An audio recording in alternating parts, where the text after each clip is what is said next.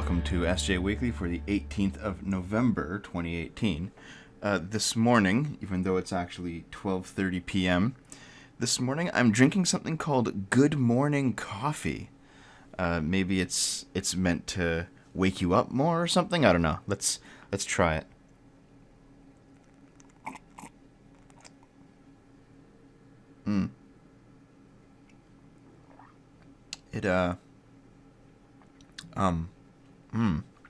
It doesn't taste like coffee. It tastes like coffee grounds. Like if you accidentally get a coffee ground, like a used coffee ground in your mouth. And there's nothing wrong with my coffee machine. It just has the taste of coffee grounds. Why do they make these fucking weird flavors? So first on the list we have several Australian universities ban sarcasm because it's a form of violence. What's with their overly sensitive universities sheltering adults from ideas and opinions they may find offensive? And more importantly, what sort of effect will it have on their students, not only during their time at university, but once they enter the real world? You needed a question mark right there. But yeah, like, sarcasm's violence now. I mean, I guess that's the only place you could go next, right? If you really think about it. Because you've already covered, jokes, right? So when, for a while, it was legitimate hate speech. They axed that. And then they axed, like, the stuff that was, like, soft jokes. So, whenever you would make, like, a reference or something, that was axed. Now sarcasm is axed. And it's the next logical step in their march towards the total destruction of speech. Because sarcasm is basically saying something that you admit is false. But because it's still directly saying something that may be inappropriate, even if you're doing it in such a way that you're speaking against it, it has to go. Soon enough, the only speech left will be approved speech. The stuff the establishment feels that you should be allowed to say. Let's watch this video here about it. We've got an ex-judge to tackle campus censors, Gideon. Now, you are at the IPA. Yes. You do a terrific job there. Great team you've got there that look at what is going on in the universities. So, good news? Excellent news. This is a really, really good step. My brilliant colleague, Matthew Lesh, has done a lot of work on this, and he did most recently a free speech on campus audit, which, using his methodology, assigned red for very hostile campuses, or amber and green for ones that respect free speech. There's one campus in the country that respects free speech, and 80% of campuses have red ratings. I've got a few examples of what universities get up to. At Federation Uni, bullying in their code is hurting somebody's feelings. At La Trobe, bullying includes unintentional offence or emotional injury, because as Dennis Miller says, we've raised a generation of emotional haemophiliacs. And here's the kicker. Several Australian universities ban sarcasm because it's a form of violence. I mean, I went to Melbourne University. It wasn't a particularly right-wing institution when I was there, but I knew that I could push the boundaries. I could be a right-wing ratbag and say whatever I like. If I tried that on now, I'd probably be expelled. I wonder what it's going to be next. I wonder if it's just going to be differing opinions presented politely. That might be violence next. You guys think so? Even though universities are meant to be places where you explore controversial ideas, any differing opinion that challenges, academia, let's say, or these ridiculous theories can be considered violence. Here's one such theory you're going to have to swallow in the coming decades. Childhood gender nonconformity and children's past life memories. This is an actual paper, published in the International Journal of Sexual Health. This study examines childhood gender nonconformity in conjunction with the phenomenon in which young children describe memories of a purported previous life. Okay, so now we're just straight up accepting pseudoscience, such as reincarnation. That is now part of the rigorous scientific academic debate on this shit. Look at the conclusions. After exploring potential explanations, we conclude that past life memories represent a novel factor that may be associated with the development of gender nonconformity disorder, or gender nonconformity. You can't put disorder in there. It's probably some kind of offense. But holy fuck! Can I see the full article, or do you have to pay for it? I'm not gonna pay for this shit. You guys may give me some money, but it's not worth it. $42.50 USD for 24 hours access to this piece of shit article. No thank you. I can tell it's a giant garbage dump just from looking at it. On the Daily Mail, straight white male is the new racism, claimed 5 men who were axed from top London ad agency in female director's bid to obliterate Mad Men culture.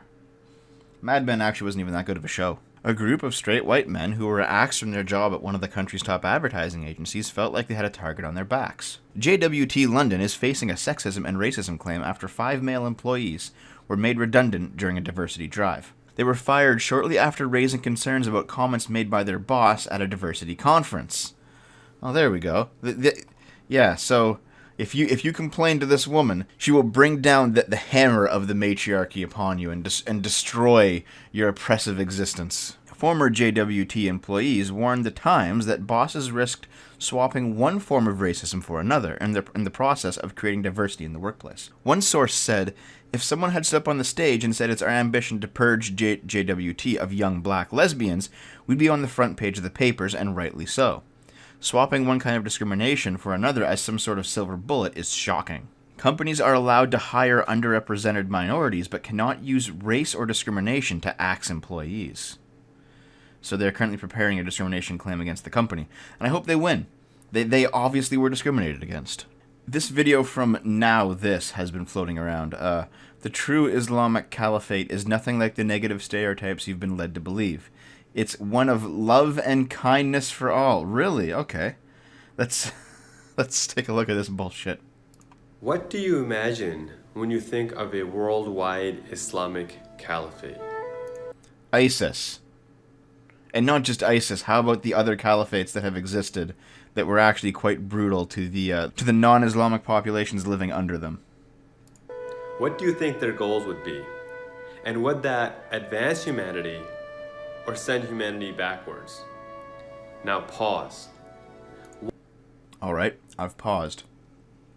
This is ridiculous. Now that a bunch of migrants have flooded into Europe, now that, for example, Trudeau wants to bring a bunch of them to Canada, now that this stuff's already underway, in order to prep the native populace of these countries for, I guess, long-term conversion, they start putting out stuff like this, like why it's actually okay to be part of a true Islamic caliphate.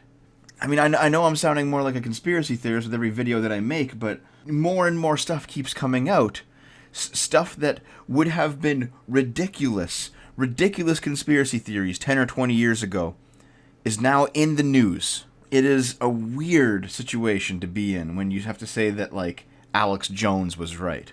What if I told you a worldwide caliphate already exists, with tens of millions of Muslims in over 200 nations pledging allegiance to that caliph? It seems like this person is directly stating that the Muslims that travel around the world, they don't pledge allegiance to the countries that they inevitably settle in, or they don't find kinship in the people that they live with, but rather they're just sleeper agents, part of a giant worldwide caliphate, pledging allegiance to a caliph. Okay, and I know where he goes with this. I've watched this. Like, they talk about this religious leader here, and how he basically is the Pope. And I know that in the 1960s, there was a lot of fear-mongering about JFK being the first Catholic president, because everyone feared, at least for a little bit, that he would be loyal to the Pope and Catholicism and the organized religion of the Church rather than to the United States. And that ended up being an unfounded fear. I'm sure that for a lot of Muslims, this person is like the Pope, or it is like the Orthodox Patriarch, or like the Dalai Lama. For a lot of Muslims, this guy's going to end up being the same type of figure. And there are going to be a lot of Muslims that, they do actually pledge themselves first to their nation and second to their religion. But the difference is, it's not Buddhists, and it's not Protestants, and it's not Catholics that are blowing everything up regularly. It's Muslims. Let's keep talking about Islam for a minute, because there is this commercial that went viral, and SJWs and Islamists are not happy about it. Let's just quickly watch it.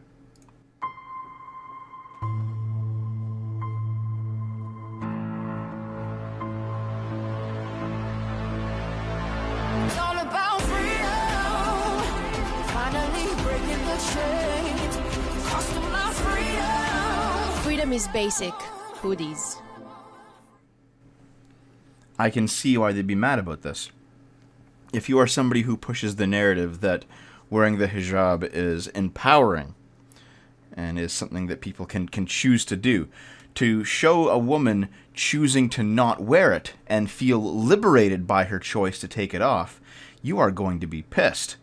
The SJW is going to be pissed because it goes against their narrative. The Islamists are going to be pissed because they want to actually dominate all women. So I can see why everyone fucking got mad at this. But honestly, good on them. I mean, check out this article about it. How to Be Free. Supermodel breaks it down in racist advert. How is it racist? She's very clearly white. This isn't against brown people. It's against the hijab. It's not racist. Let's keep on the Islam track for a little bit longer. We have something here from BBC The Social. Again, another example of what the UK's tax dollars are going towards. Aisha breaks down the common misconceptions about women in Islam. From behind a veil. All right. Women are loved in Islam. Women are elevated in Islam. It's time we start breaking down the misconceptions and breaking down the stereotypes. Number 1, the right to an education. Despite the misconception and reputation of countries in recent times, gaining knowledge is a duty on every Muslim, man or woman. In fact, if you look up Muslim women in history, you will find scholars of religion, law, mathematics, science, and more. The right to an education is a human right and one that Islam has always fully supported. Number 2. Okay, well, do you want to try to go to Iran or Saudi Arabia and get that education? I mean, go ahead. How about this? Not even just those. Go to any country that is majority Muslim or identifies itself as an Islamic state. And go try to get your education. It's easy for you to sit in a Western secular nation where rules are not based on religion and claim that you can be this free woman wearing a hijab or a niqab. But you can't do that when you're in the Middle East, can you? The right to have their own independent property and earnings. Have you ever heard of the saying, what's his is mine's and what's mine's is mine's? Well, that rings truths in Islam. Islam is a life system. This sounds like somebody who converted before actually reading the entire Quran. Let's end off this segment of the show with a young woman is gang raped by 3 men while out on an early morning walk in West Yorkshire Nature Reserve. The woman had been on an early morning walk. She was attacked by the men. They assaulted the 20-year-old woman before raping her and fleeing the scene. She initially told the police she was just attacked, but has bravely revealed the rape. Okay. Police manhunt has been launched after a 20-year-old woman was attacked and gang raped by 3 men while on an early morning walk. The woman was left needing hospital treatment. They're appealing for help identifying the 3 men responsible. Okay. Here's the location, presumably. Let's scroll here. Details, 20-year-old on a canal, walking towards, there's a pub involved. She was walking by, assaulted a woman, raping her, fleeing the scene, went to the hospital, serious offense. Anyone who can have information about the 3 men, please come forward. All right. How come you didn't publish the woman's description of these men so that we can actually maybe help identifying them? I mean, you did say that the West Yorkshire Police are now appealing for help identifying the 3 men responsible. Where's the description? Where's maybe the police drawing of what they may look like? Where is anything? They just say 3 men. Maybe there's a reason that the police don't give out anything about their description. Maybe there's a certain skin color involved or a certain religion involved. I mean, you could always just say that they're Asian, right? Doesn't the UK media like to do that? Whenever a Muslim person rapes somebody, they say they're men of Asian descent. Don't they do that shit? Here's some more legal ridiculousness from the UK. Jailed dad given £50,000 damages after being wrongly accused of kidnapping his daughter. James Cooper twice attempted suicide and lost custody of his daughter after being discriminated against by the police. Well, shit. He was arrested as he went to buy nappies for his 2-year-old. He was held on remand and later twice attempted suicide. He had missed out on a new job he had just been offered and would later lose custody of his daughter. A judge threw out the kidnapping case after his lawyer provided 1,200 text messages proving he had been looking after the girl, not trying to steal her. Just because it was a man with a little girl, people just assumed that he had been trying to kidnap her. The police just assumed it. They didn't first think, oh, it's probably a dad and his daughter. They thought this man is a kidnapper. I don't ever want any man to suffer as I have done. It is wrong that the police automatically believed my ex over me. As a dad, I feel discriminated against. What a mother says is apparently to be believed more than a father. The police have put me through hell. Must be more of that male privilege, eh? The cops swooped in on the dad when his ex-partner Gemma Newton called police after a row and said he had taken their daughter. James was arrested while on a shopping trip and was initially held on suspicion of making threats to kill and assault, after allegations by Gemma. She later provided a witness statement to police which stated she had full custody and at all times was solely responsible for their daughter. But James insisted he was on a prearranged date with their child and asked police to check messages on his phone to confirm it. They took the device, but an internal investigation into the way the case was handled later revealed they did not look at the messages. I thought as soon as they see all the messages they would realize how ridiculous the situation was, but they just ignored me. This passage here, it is describing legitimate female privilege. This is institutional. It's not just an individual who may have some kind of discriminatory bent in their behavior or something. This is the police doing it. This is the institution of law in the UK. But let's have a little bit of fun here. Here's a tweet. If we told Marxist men, with Marxist in quotes, I guess men can't be real Marxists nowadays either. If we told Marxist men that under socialism there would be no pornography or prostitution, that women would be human beings and have full autonomy and liberation, how many of them will be committed to socialism? Well, first of all, I don't see why there would be no pornography or prostitution under socialism. Socialism's bad. It does a lot of bad things all the time, and all you have to do is look at Venezuela and see it in action. But why wouldn't there be pornography? I can understand if the state, outlawed, say, porn companies, but why couldn't a couple who want to have sex on camera film it and then put it out there? It doesn't make much sense. I mean, it only makes sense if you truly believe that all porn is exploitative, even the porn where women want to do it, which honestly I wouldn't put past this person. Though I have a feeling that this person did not realize that they shot themselves in the foot. Was the implication here supposed to be that socialist and Marxist men were inherently unfuckable? Because that's kind of where this leads, isn't it? If the men out there committed to Marxism or socialism would easily abandon that movement if suddenly you took their porn away, what does that say about the quality of men you're attracting to your movement? What does that say about the quality of your movement or the quality of you? And speaking of ridiculous regressive groups turning inward and eating itself, UK universities struggle to deal with toxic trans rights row. Trans rights are toxic now. Are the TERFs making their strike? Abuse on campus, fear of speaking up. Feminist academics say some universities aren't protecting them. Last Tuesday morning, an angry student shouted at Professor Rosa Friedman outside the Students' Union at Reading University.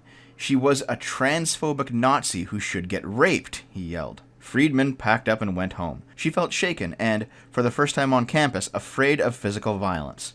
Welcome to the purity spiral that you wanted. The abuse didn't come out of the blue. Friedman, professor of law, conflict, and global development at the university, is one of a number of feminist academics expressing concerns about proposed changes to the Gender Recognition Act that would make it easier for trans people to have their preferred gender legally recognized. This is where we start to see the inherent contradiction in social justice begin to eat itself alive, basically. Because if gender is a social construct, then it can be changed. And that's the whole point of trans rights, is that a trans person has a gender that does not match up with their physical sex, and so society should basically treat them as the woman or man that they want to be. And personally, I have no problem with that. It's just a matter of being polite. However, social justice also holds that there's something inherently sacred about the feminine that men cannot access, that men have no access to as masculine beings. And, well, those two things, they don't jive, do they? I mean, if I can just identify as a woman and then get access to it, it's not really inherent, is it? And now we see these two halves of social justice, the women are sacred half and the trans activist half, basically going to war with each other. And they both use the exact same ideology to do it. A fortnight ago, Friedman and 53 other academics wrote a letter to The Guardian questioning the proposed introduction of self-identification for gender reassignment. They said that critical academic analysis of transgenderism is being suppressed, and it is.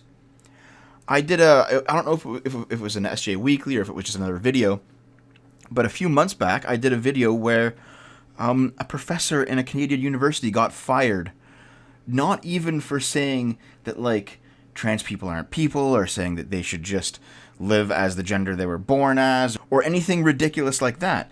They simply said, we need to study this phenomenon more before we make a serious conclusion on the topic of trans people, and he was fired for that. It's not an unreasonable statement. Let's get more knowledge is never an unreasonable statement, but he was fired for it.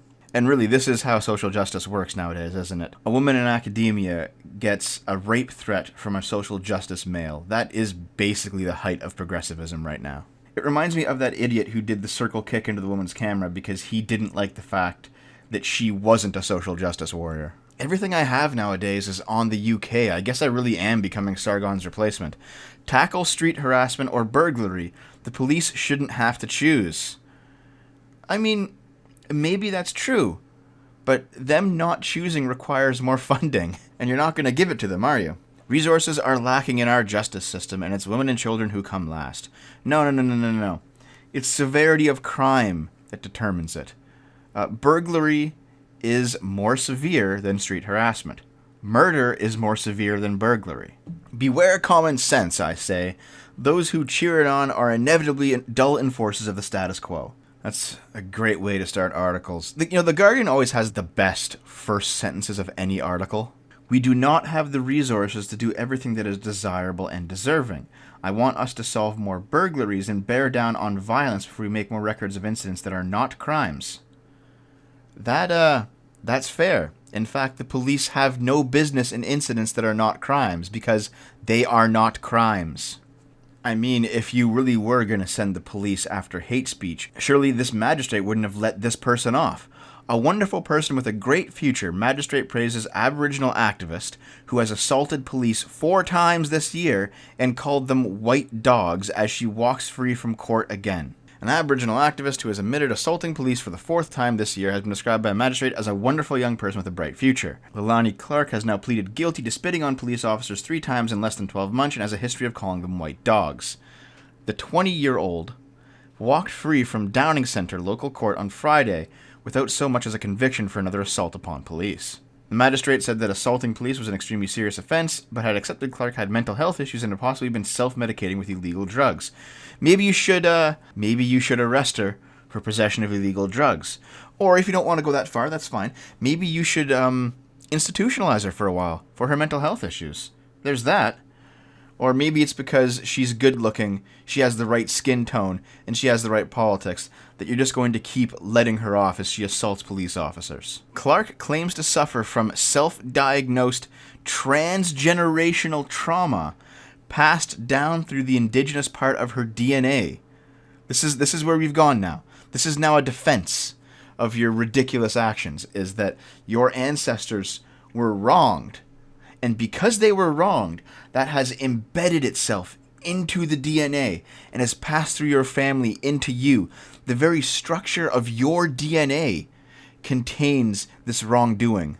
And this transgenerational damage in your DNA gives you a reason as to why you can't be charged or held responsible at all for your actions. This is from a print publication, obviously. It's a Point Counterpoint Nigeria.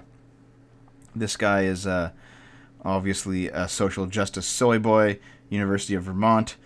Nigeria may be a developing nation, but it is rich in culture. And he writes, ever since taking West African History 201, I've been fascinated by the rich cultural tapestry that is Nigeria. And he talks about, Nigerian accomplishments in art, music, and literature. It's a cool place. He talks about how Nigerians don't need money for stereos or CDs. They make their own music with traditional instruments. They have ritualistic stomping and wooden masks. and all this cultural stuff about Nigeria, and apparently he loves it. Here's the counterpoint. Get me out of this godforsaken hellhole. Ever since my parents and 3 brothers died in the gasoline explosion last month, my mind has been dead to the world. Please, God, let me leave this place. I have no hope for my country. I see it in the glassy-eyed stares of the people on the street. We have nothing. We have been ruled by fat generals who promise elections but steal all the money from the people. The oil money, billions of dollars, it disappears. Millions of us live in the slums with no electricity or sewage system. I don't want to smell the garbage rotting in the streets anymore. No one is safe. The police chase people in the streets and beat them like dogs. Last month, thieves broke the oil pipeline to steal fuel. Many people rushed out to scoop up the fuel that spilled out to use to sell. Then everything was in flames. 700 people died. I saw the tractor throwing the burned bodies into a hole in the ground. My family is somewhere in that hole. If I could get just a little more money, I could try to leave. But I must have money for food. There are no groceries to buy in the streets. I'm still young. I don't get sick and starve. I don't want to be killed by the police. Please help me. I don't want to die. I have to get out of here. I have a feeling that this might be satire because it's a bit too on the nose, but it really does describe the way that these upper-class, fat social justice warriors go to schools, get radicalized by their professors, and then have these strange ideas and these dreams about other cultures that just don't reflect reality. I'm sure there are parts of Nigeria that actually are a rich cultural tapestry. I am also sure that the vast majority of Nigerians live in complete hell. But if you were to say that, you would probably be called a racist. Alright, my friends, that about does it for me. Sorry for no main video this week. In light of the Kekistani Strangler, which happened, I think, yesterday or the day before or something, I might do a video on that, because I do have something to add to that conversation. In any case, everyone have a good day. I love you.